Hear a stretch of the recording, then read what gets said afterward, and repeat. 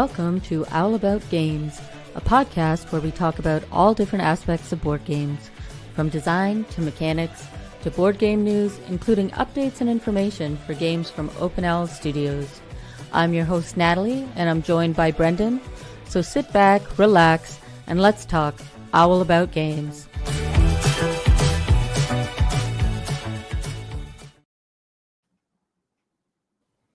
Well, hello. As you can tell, I'm not Natalie, and neither is Chris. I'm not Natalie. No. Welcome here, Chris. My name is Brendan. Oh, actually, you know what? We can do little name tags on our. That's fine. Actually, I don't know how to do it.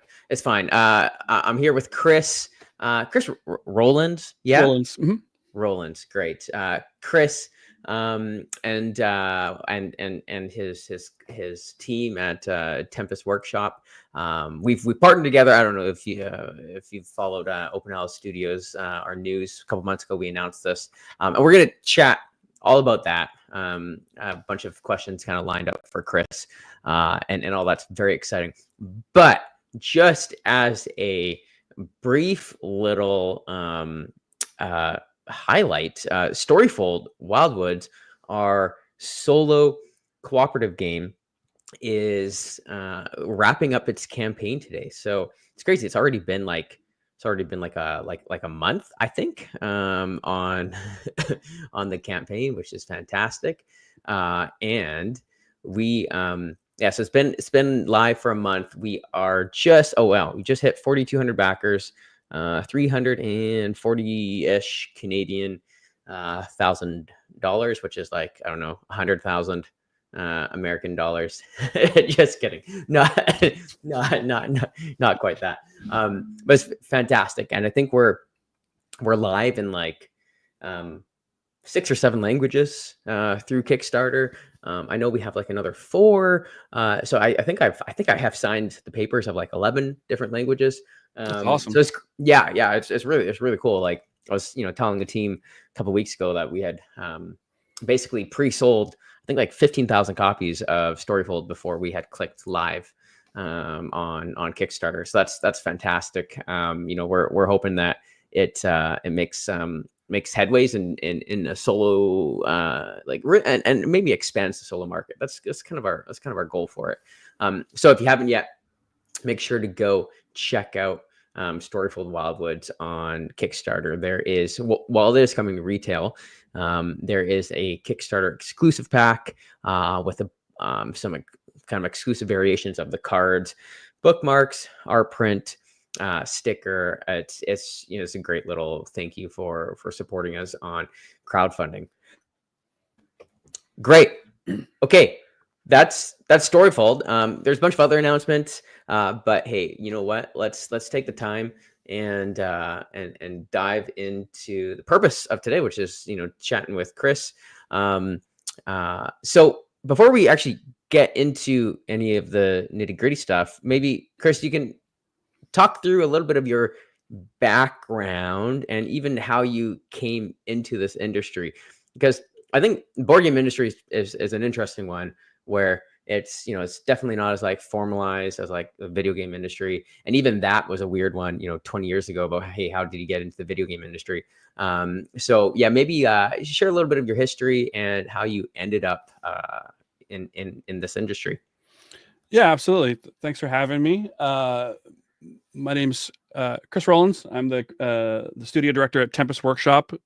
And I'm sure we'll get into our partnership with Open Owl here in a bit. But as far as my backstory to the industry, so I got in, I guess, professionally a little over a decade ago. But I've been a fan of games my whole life. I was one of those kids who, grew up in game stores. I live in the Seattle area, and we were blessed to have a lot of local sort of gaming communities that kind of built up around us. And it started kind of with Magic the Gathering and Dungeons and Dragons and all that kind of stuff. And so I kind of grew up in the industry, loving games, ended up going to college for film and video production. And that was kind of my passion at the time. And then kind of fell out of games for a bit. And I got back in sort of after college. A friend of mine actually invited us to his house and he was like, "Have you heard of this website called Board Game Geek?" And he shared all these like Euro games with us, like Yeah. classic, the Puerto Rico, San Juan, Bonanza, like all these classic Euro games. And this was not a guy that you would expect to be a gamer. This was like a guy who I'd go to the clubs with, and like, but he also had this really weird, like, I love European board games, German board games specifically. And so it kind of got back into the fold and started kind of getting back into it. And I was kind of, I was interested in gaming, and I ended up taking my sort of schooling, which was like film and video production, and I turned that into a media coordination job at a local game store. So I worked sort of in the branding and marketing department for them, and I kind of got my foot in the door, and I was like, well, this is like adjacent to games. I'm passionate about games, and I started working for them. And there's a local game store in the Seattle area called Mock Sporting House. There's several locations now. I think they have opened up one in Arizona as well. But I was kind of there on the ground. I actually think I met the owners at Gen Con. It was Damon and John are the two sort of principal. Yeah, owners. And like is Patrick good buds with them? Like Patrick Day? Oh yeah. Yeah. I think I think I met them at Gen Con. Yeah. Okay. Anyways, that's fun. Yeah. So they basically ran a game store and an online retailer for Magic the Gathering called Card Kingdom, and so I did media and stuff for them as well. And I was like, man, I really want to like make games a career. I want to turn this into something. And so, and we were just talking right before we started recording.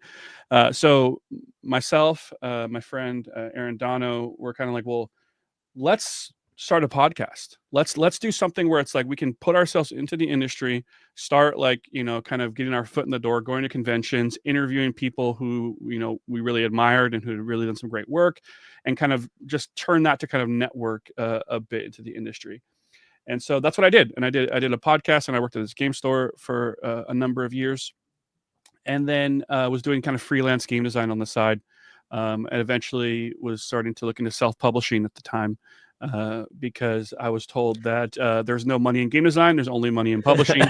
And so when was this? Like what year are we talking about here when you kind of get into the podcasting? I want to say it was like it must have been 2015, maybe 2014. It's hard for me to recall exactly when. So our podcast was like it's called NPC Cast, which is why on social media my handles are all like NPC Chris.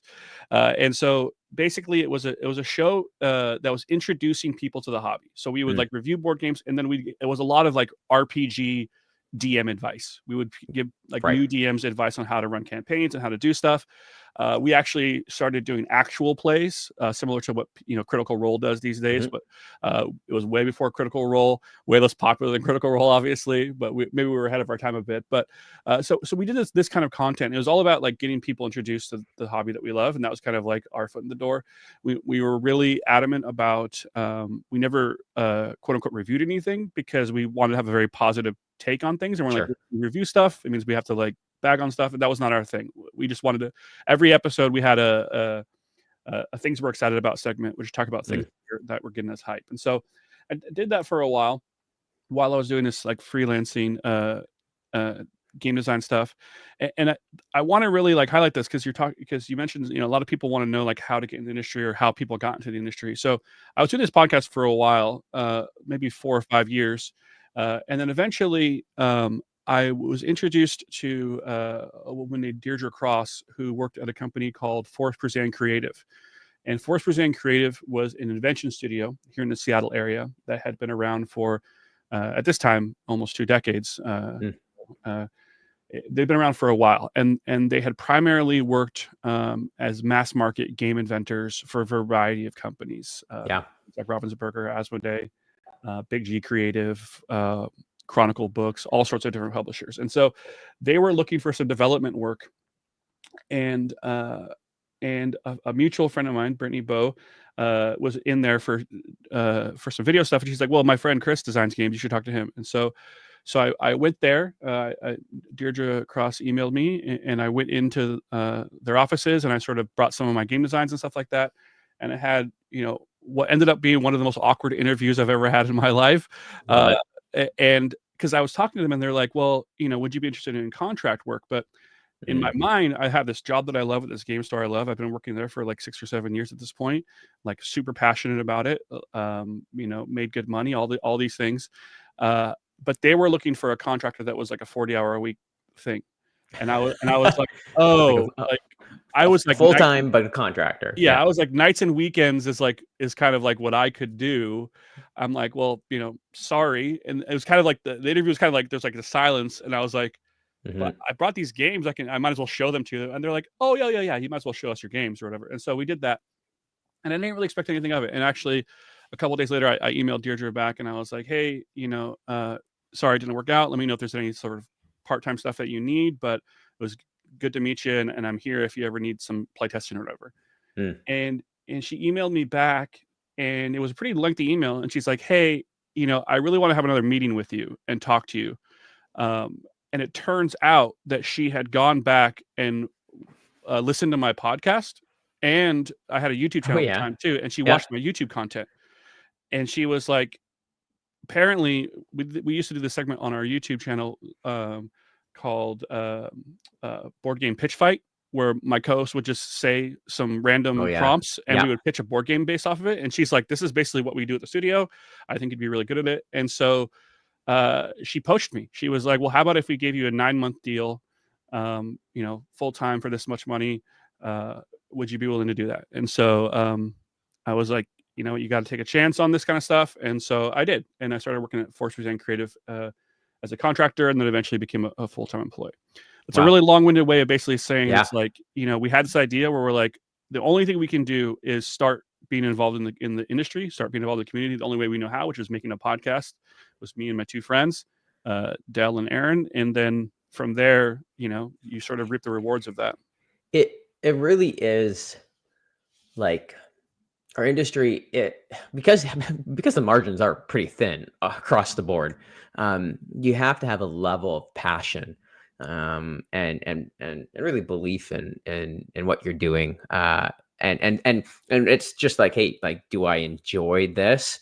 Because especially those early years, even when you're breaking in and trying to establish yourself, it's like, it's tough. And if you don't enjoy like the act of making games and thinking about games and all that stuff, then it's definitely going to be like a grind in more than a way than it usually is, which, game design, there's always a part that's a grind, but that's super cool. So how did that, so for those of you who don't know, Chris and was a part of the team that worked on many games that I'm sure we're most of us are familiar with. Maybe can explain that world into Prospero. I actually don't even know this really well. So Prospero Funko games, like how did you get connected into there?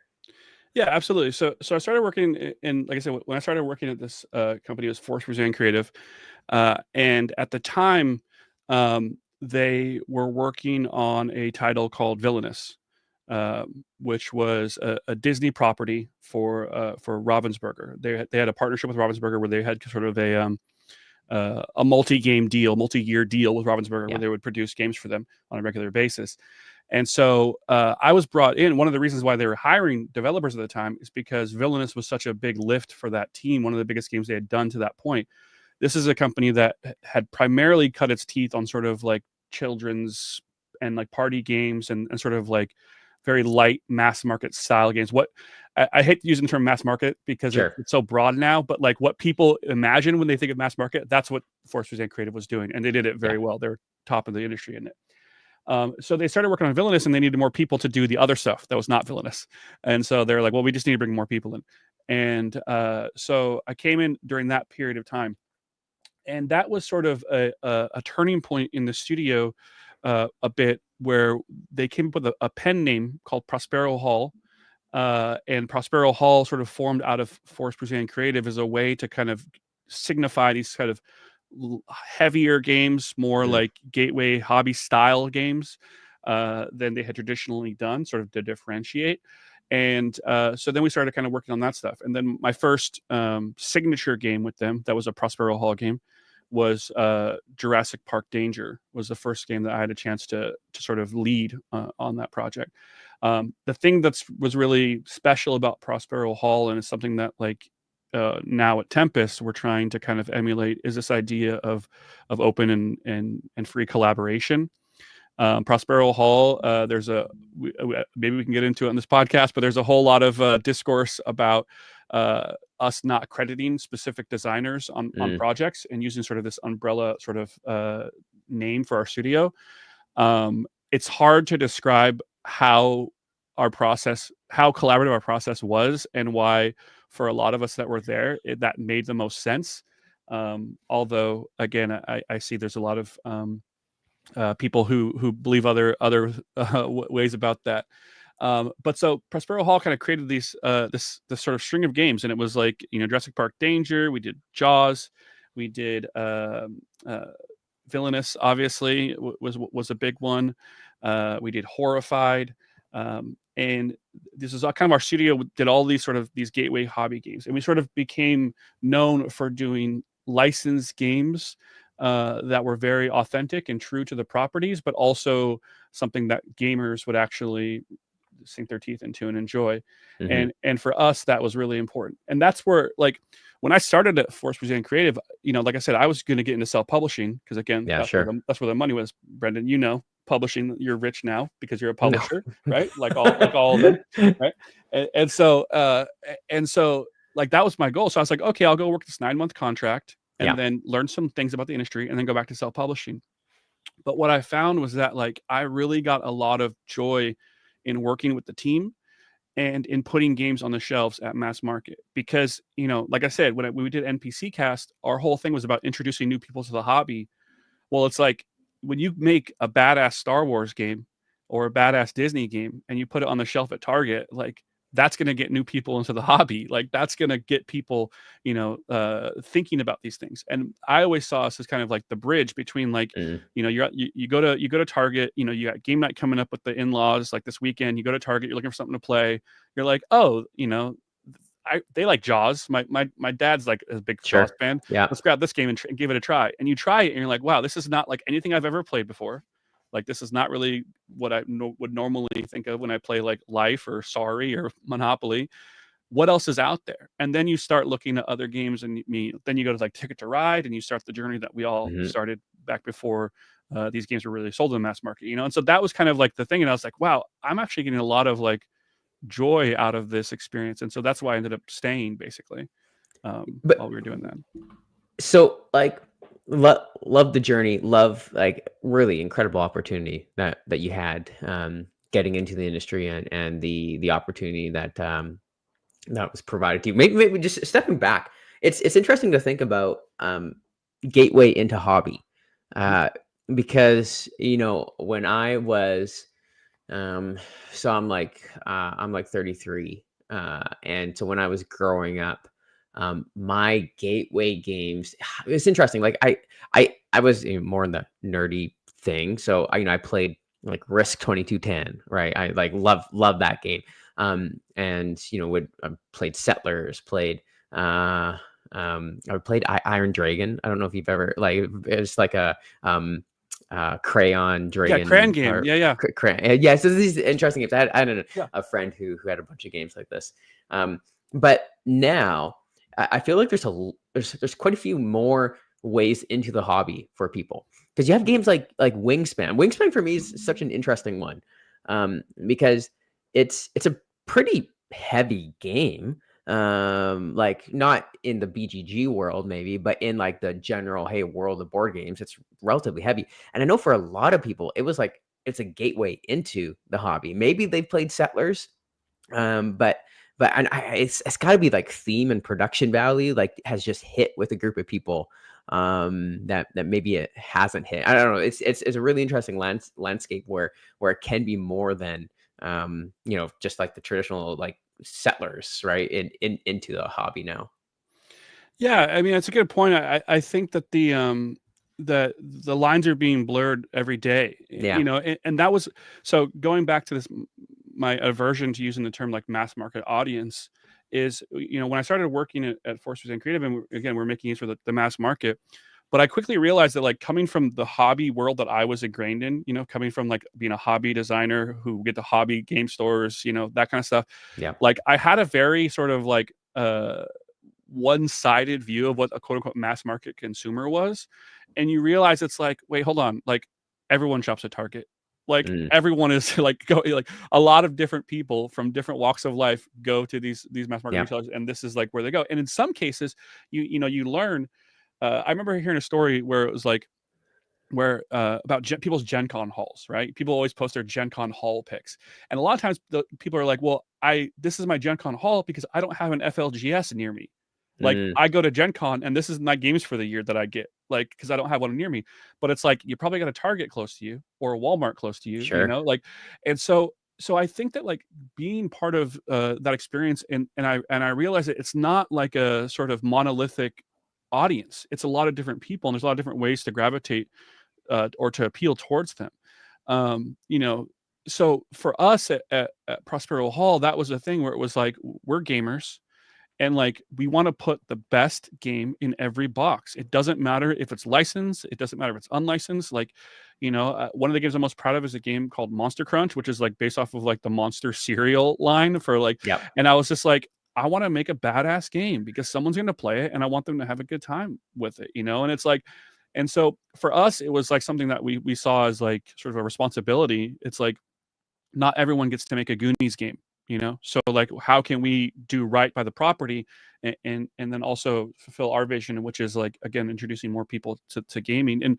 And that's why I think licensed games have such a high potential for doing that, right? Is because it's like, you have this opportunity to appeal to people, to get them to pick it off the shelf and take a chance on something that might have seemed too intimidating, because they're like, well, I don't really know games that well, but I really love the Disney villains, and like, you know, so let's see how this goes, you know, which isn't to say that like, you know, we thread the needle perfectly every time. Like, yeah, I think that's one thing that I don't think our previous studio got a lot of credit for, which is like, we pushed the boundaries and we really tried to exceed and subvert expectations whenever we could. And sometimes we went a little bit far. We made games a little bit too complex for the target audience. And sometimes maybe we didn't go far enough, but we never pulled any punches. Like we always, like, you know, Deirdre used to say, we always swing for the fences. We swing for the fences every time. And if like, that's just the way that our studio worked, you know? And so that studio transitioned. So maybe you can talk about like a year ago, kind of world upended a little bit. So there's a couple big changes that happened at Prospero Hall and Force and Creative. So we started working on a game called Funkoverse, and I was the lead designer on a game called Funkoverse for Funko. And it was sort of it was the miniatures game that I'd always wanted growing up. I'm a big miniatures fan. And so I was like, I want to make a miniatures game, and we're going to do it with these Funko Pop stylizations or whatever. And so we started working on this game for them, and they were a client of ours. And then partway through that process, Funko decided that they wanted to diversify and get into the board games industry more sort of holistically. And so they were like, well, we're going to start a board game division, and they acquired Force and Creative to become their board game division, and we became Funko Games. And so we made a bunch of games as Funko Games. You know, we did Pan Am that first year, Funkoverse the first year, and then Pan Am slowly followed, Godzilla, a bunch of other games that I can't remember right now. Goonies, I think, was a Funko game. And so we did a bunch of games with Funko, and sort of became the Funko Game Studio. Still used the Prospero Hall name, still kind of kept our same sensibilities. And ultimately, like, Funko didn't really institute any changes to our studio. It was just the same studio.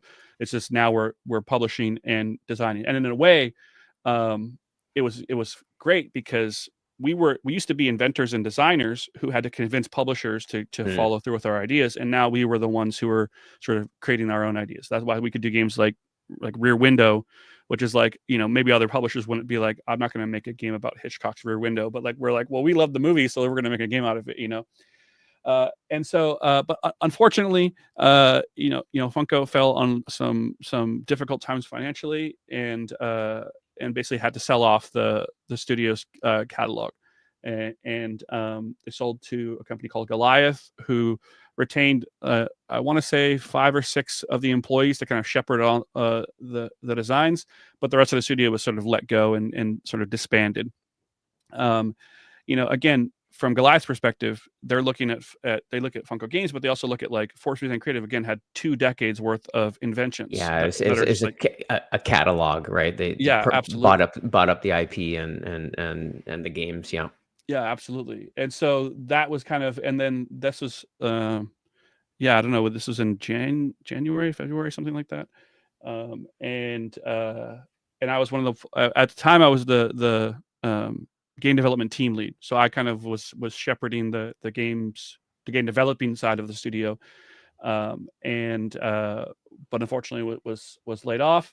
And yeah, it was kind of like left not knowing what I wanted to do. And then had a couple conversations with a few different people, yourself included.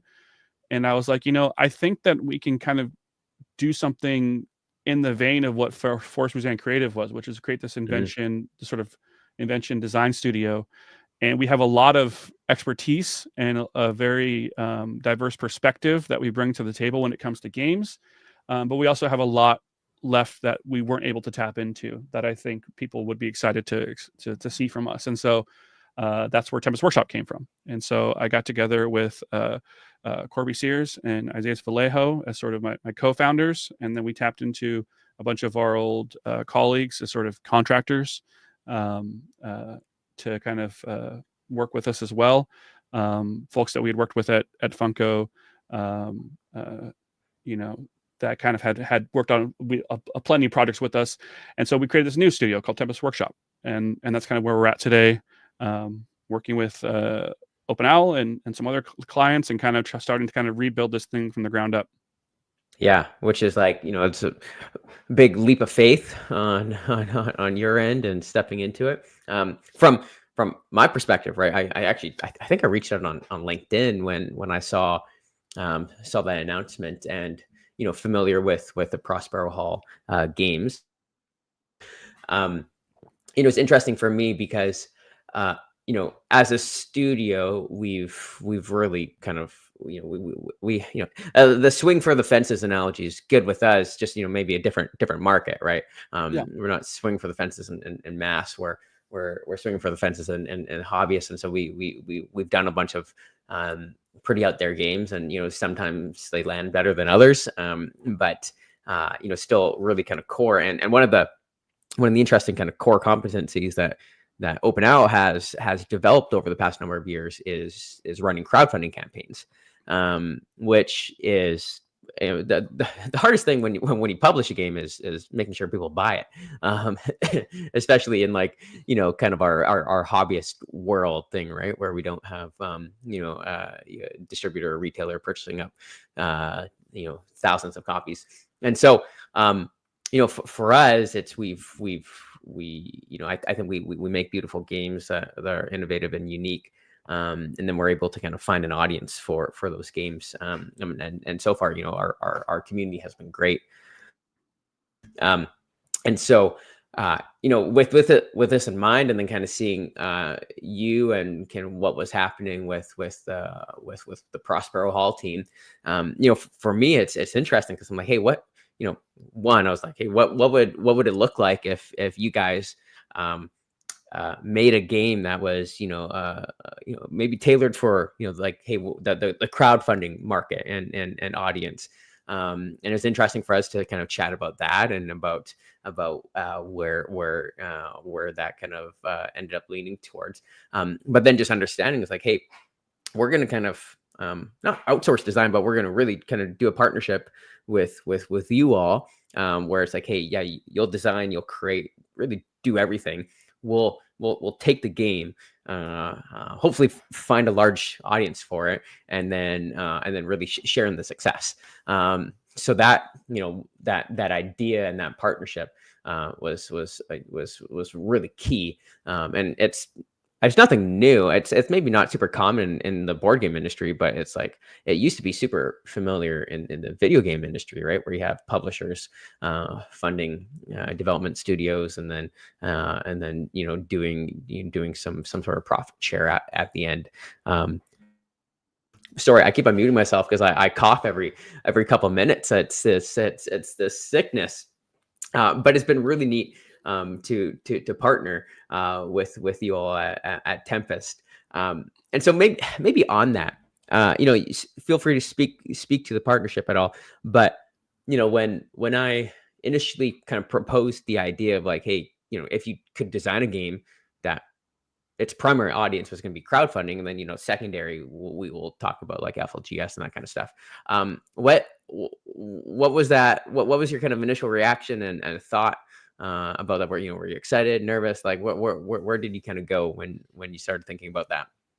Oh, I mean, I think I was very excited. I think like I said, it's something where I'm extremely proud of the work that we did, and I felt like we pushed the limits of what sort of licensed games were and what mass market games were. I mean, I think that we are always trying to push the boundaries and push ourselves farther, right? And I'll use what we did with licensed games as an example, and then I'll segue into the crowdfunding thing. So, like for example, I worked on a game called Goonies, and it was published by Funko Games. And it's been out for a number of years now, so hopefully this isn't a spoiler for the game. But it's sort of this this campaign style game. There's I want to say 9 or 10 scenarios in the first box, whatever. The first 3 scenarios are the film, the Goonies, and then the game takes like a narrative turn, and it becomes something very different than the film, and it continues the story on in sort of what I felt was like a sort of a natural progression. So in a way, we sort of create this Goonies trilogy out of this game. But that was because I was like, at the time, our studio director was like, I want to do Goonies, but like Hero Quest. And we're like, okay, that sounds awesome. I'm in. I love Hero Quest. It's great. Let me update what I would consider an update to Hero Quest, some of its dated systems. Let me kind of take my design spin on it. And as far as the narrative goes, I was like, let's just get weird with it. Let's go really. And it was something that was met with excitement, but also some trepidation, because when you're working with licenses, you never are sure what the licensor is going to allow you to do or what not to do. Like Goonies is by far the game that we had the most freedom with, where they were like we created some truly fantastical moments, and they're like, yeah, approved, sounds good. It's like, oh wow, that's crazy. You work with some other licensors, and they're like, no, you can't do that. And they're like, well, can I have this character who was in the film? Like, I want them in the movie. Like, no, we don't actually. That's the one actor that didn't sign their likeness rights. You can't use that character. No, that's it's fine. like, oh, okay. So there's these limitations and restrictions that are sort of that are there. Additionally, when you're working in the mass market, there's also restrictions about what products you can sell in. And this is kind of why the conversation with you that we first had was so eye-opening for me and inspiring for me in terms of wanting to start Tempest Workshop, is because it changed the way I thought about how a game studio like ours could exist. And that is to say that with crowdfunding, you're able to go out and you're able to find the audience directly. Obviously, it's like direct to consumer, right? And that's really powerful, because when you're working in, I'll use the mass market, but even it's to an extent the hobby market as well, but the mass market specifically, there is one person who is the buyer at Target who buys all the games. There's one person who's the buyer at Walmart who buys all the games. And then Amazon has a buyer for their own Amazon owned pages, right? Their own store. Those 3 buyers are 3 individual humans who are going to and are pretty good at their jobs. I'm not going to I don't want to say they're bad at their jobs. They're good at their jobs. They're good at putting games on the shelves that generally sell. That will sell. Yeah. But if you don't appeal to those 3 individual people with likes and dislikes and real lives and families and all these things, if you don't appeal to those specific individuals, then your game just doesn't get sold in, and in that case your game doesn't get made. Because at our studios in the past, we would pitch games before they were complete, and if the buyer wanted it, we would then make it, right? That was the kind of our model. And so I was like, what if we can go around this and not have to deal in this really competitive landscape that is mass market, and create products that have a much broader audience, and partner with folks who are doing Kickstarters because they have a much broader audience. And so that was really the impetus of this. I was like, if Forest Brazilian Creative was started in 2024 instead of 2004, Like, what would it look like? And that was kind of the whole thing. In terms of like ideas, like, we were an idea factory. I mean, you get a lot of people who are creatives in the same room and have come from different backgrounds. You're going to get a lot of wild ideas. We were able to do most of the ideas that we thought of when we were at our previous places, but you're always brainstorming with a restriction.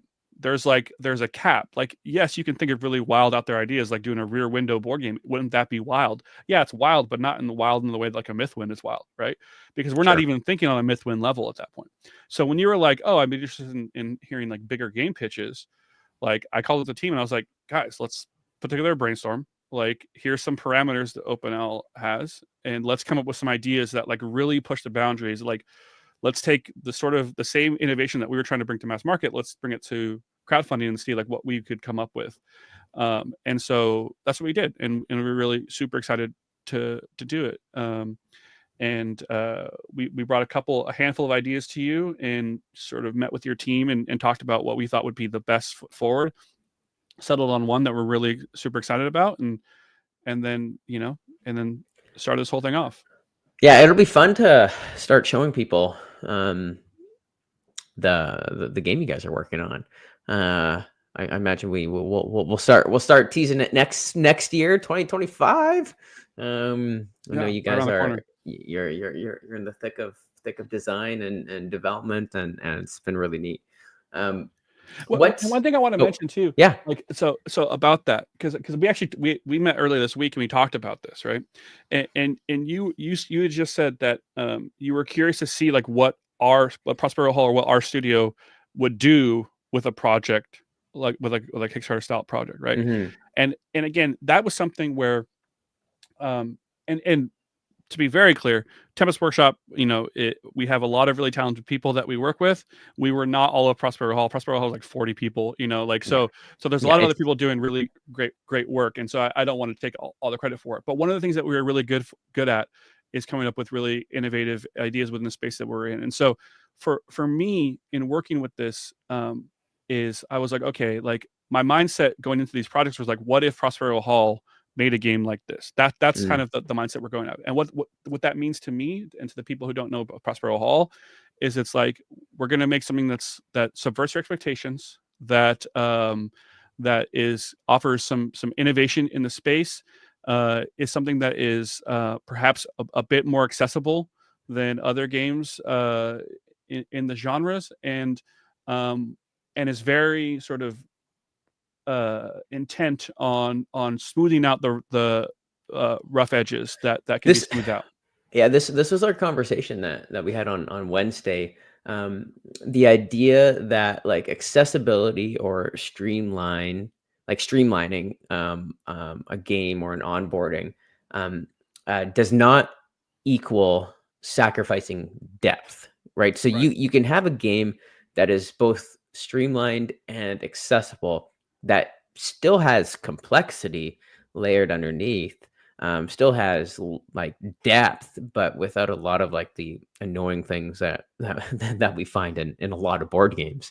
That if you actually step back and think about, you're like, wait, why do we have a token for each of these things, right? It's just like these little things that have just become like accepted in board games. But when you step back and look at it, it's like, why are these things accepted? It's just like it's a lot of like bloat or upkeep, overhead, that doesn't add to the fun. I don't know what. I played a game last week or 2 weeks ago with some of our team members. I forget what it's called, so that's good because I'm gonna kind of bash the game a little bit. But it was every round there was like a scoring system, and the scoring was based off of how many cities were connected on this track or whatever. But it was like this, you had to do like this crazy math exercise every like 5 minutes. And it really it took me out of it. I'm good at math and like mental math. I'm real quick. But I was like, I'm not here to do mental math every couple minutes. So it's just like interesting things like that, where it's like, hey, like does this need to be here for it to be fun, or can you still have the depth and complexity, but like, streamline that, smooth it out, right?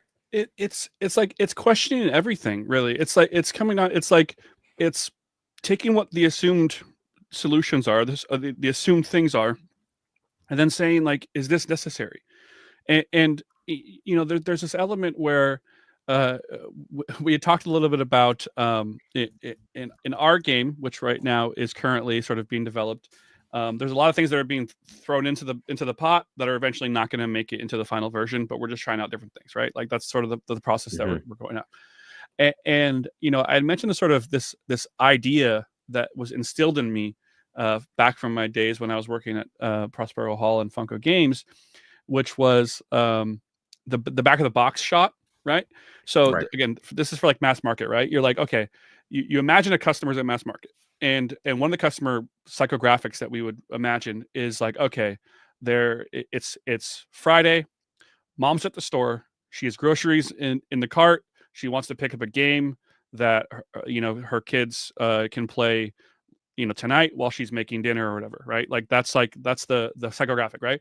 And she turns her over to the box and she looks at the back of the box, and is what she sees something that she's going to be like fine with having on her dining room table, or does it look like chaos?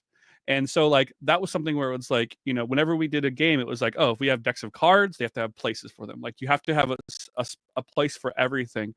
And it's like, yeah, you could just throw decks in there and people are going to put it wherever they want. And like most gamers won't really like pay attention to that. But like those details are what make the whole experience, right? Like that's something that I think people like kind of take for granted a little bit, is that like we're making physical products that are going to be manipulated by people like in real life.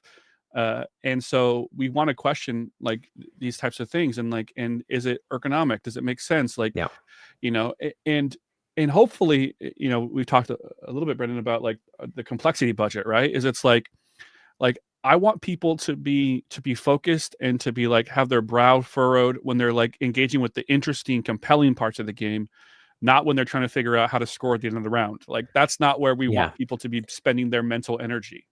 I know that we're both fans of WoW, World of Warcraft, and for me, WoW is it did this the best, right? It's like 20 years ago or whenever it came out, there was other MMOs like EverQuest was out and some other ones, but these were like really like archaic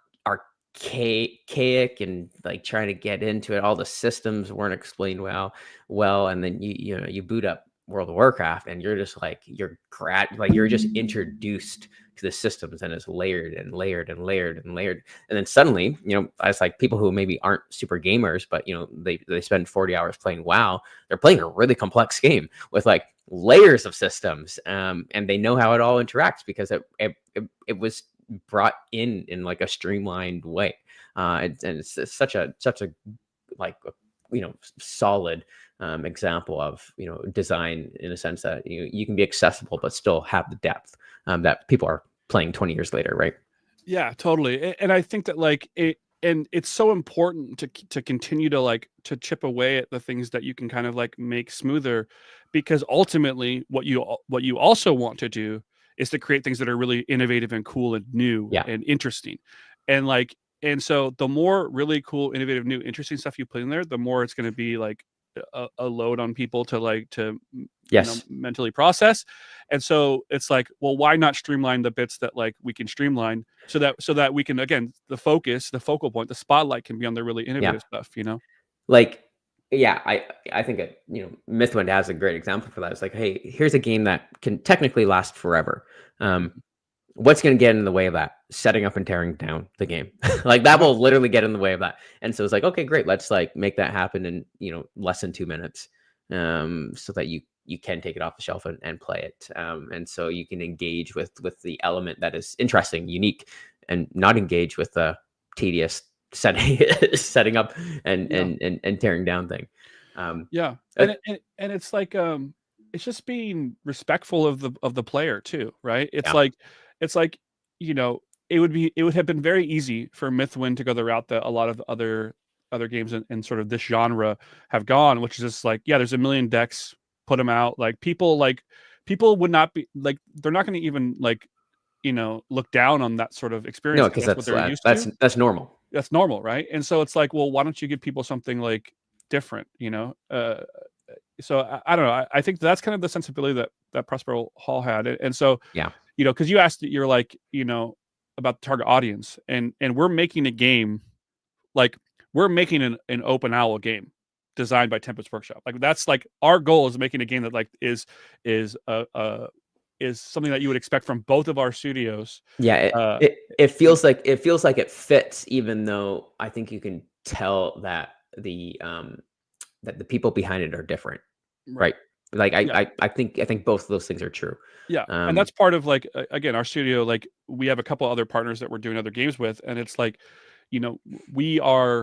we have been mercenaries. Like we partner with publishers, and we make the best games for them. And so like when we had this opportunity for Open Owl, like we pitched you game ideas that we thought fit well and complemented your existing catalog. And so like this is going to feel like, to fans of Open Owl stuff, this is going to feel like an Open Owl game. And to fans of Prospero Hall, hopefully this feels like a Prospero Hall game, even though it's made by Tempest Workshop. And so like that's kind of what we're going for. And I think people are going to dig it. I enjoy it. It's by far the most ambitious project I've ever worked on, in a good way, so I'm excited. Yeah, I think it's great.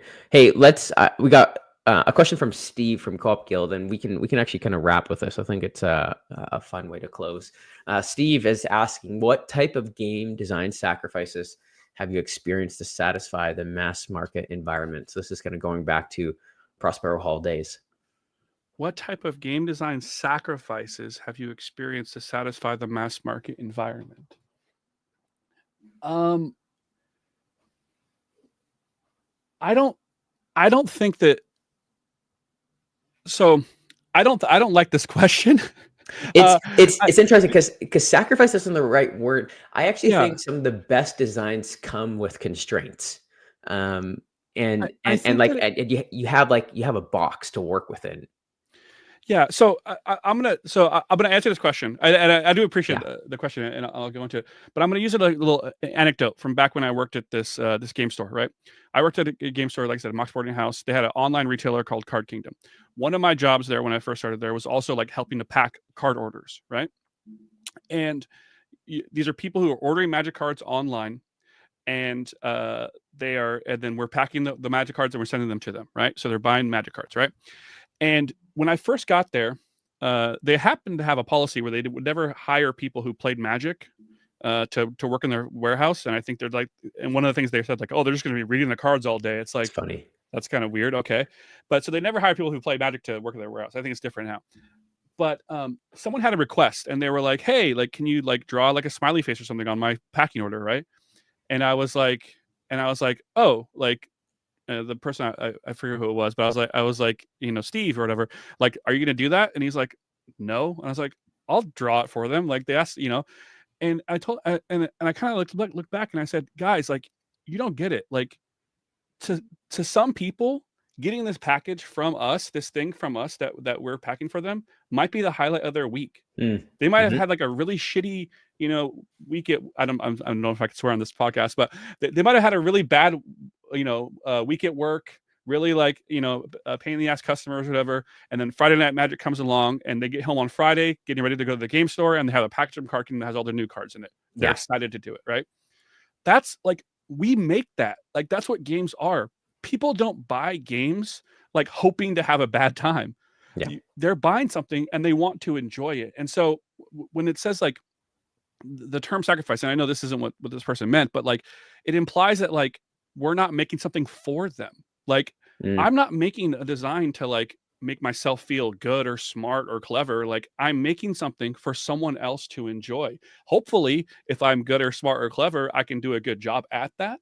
But that's like the whole goal. And I think that that's something where, again, it goes back to this idea of like the mass market audience. It's like that is such like a diminishing, thing to think about, where it's like these are humans who and they like games, and maybe they don't know they like games yet, but like let's let them learn that, And so there are sacrifices, and these are where the actual sacrifices that we make when it comes to the the buyers or the licensors, those types of things are made. And so, like, for example, there are certain price restrictions, there are certain box dimension restrictions. Like Walmart was a big thing where it's like, if the box was too big, they wouldn't buy it, because it's like when you're Walmart, you're looking Shelf at like space. shelf space is like a big thing. So they would there was actually like square inches that you could devote, and if your box was like too thick, it meant they couldn't put a full case on the shelf, which meant that they wouldn't take it. Like, there's all those types of things that you're doing.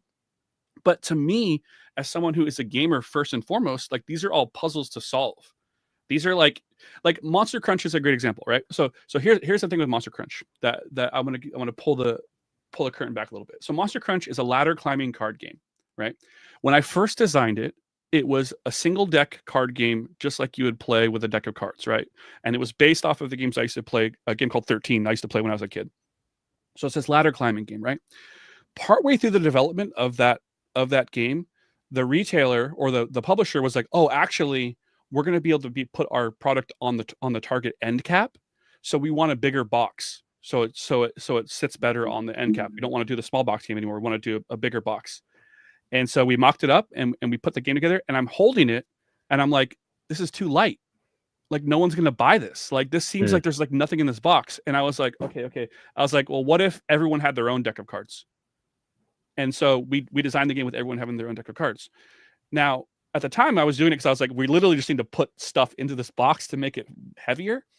But then I was like, oh, actually, in a ladder climbing game where we're all playing hands of cards and competing to have the highest cards and to play and to shed our decks, basically, having everyone have their own symmetrical deck is actually really beneficial, because it feels a little bit more less luck driven, where it's like, I know that I have my 12 now, you're going to get your 12 at some point because you have your deck too, you know? And so it was an adaptation that was made, but that was really the fun part of the job. The fun part of the job is when the licensor comes back and says, no, you can't do this. And we're like, okay, well, shit. Well, let's figure out a way to do this then some other way, you know? Yeah. And it's such an interesting, you know, I think Steve is asking, and he mentioned that it was answered through some of the streamline questions or conversation we had. Yeah. But yeah, the space that you were designing games in is so different than the space that, you know, we were designing games in. Just because it's like it's interesting because you talk about designing for your audience, and I'm like, oh, you know what? For me, it's like, what's interesting to me, and then I design that game, and then I assume there's an audience around it, or I hope there's an audience. Which it's a fascinating thing, right?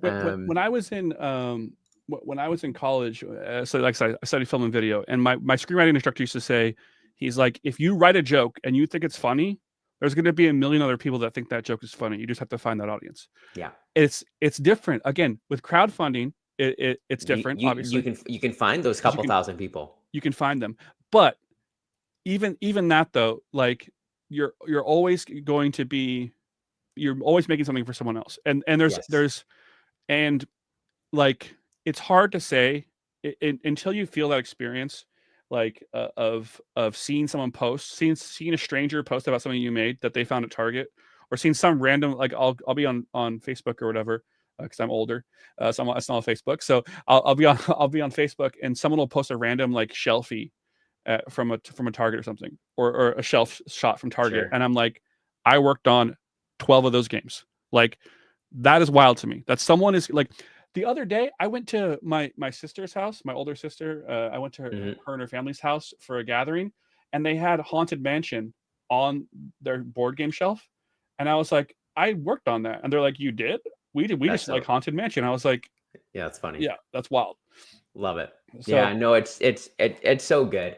And it's, I think your point of, hey, you know, people love to play games. Like the art of play is, it's one of those universal human things, right? People like getting together and enjoying an activity together. This is why sports are so popular. This is why video games, why mobile games, like, it doesn't really matter. Like, we have been playing as a human species for thousands of years, right? And board games, and, you know, the current circa 2024 is just another iteration of how humans get together and play and have these shared experiences and have joy together and share these stories, right? And this is I think why most board game designers end up doing what we do, because we love creating opportunities for people to have these shared experiences.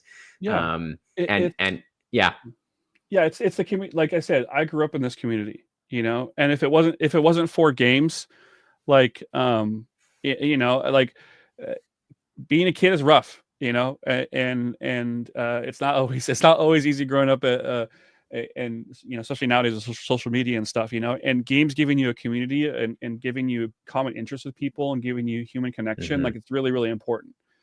And and that's why I'm so passionate about bringing it to more people. Is I just want people to have the same opportunity to find this community and these people that I had.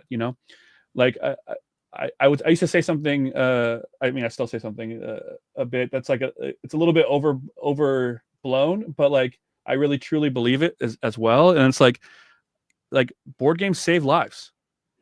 Like they can literally save someone's life. Like you don't understand the power that you have as a person who creates a product that people can get together face to face and experience something together and have a good time with. Like that's a very, very powerful thing that I don't think us in the industry should take for granted. And it's really like a great honor to be able to have the opportunity, which is good because the money's not great.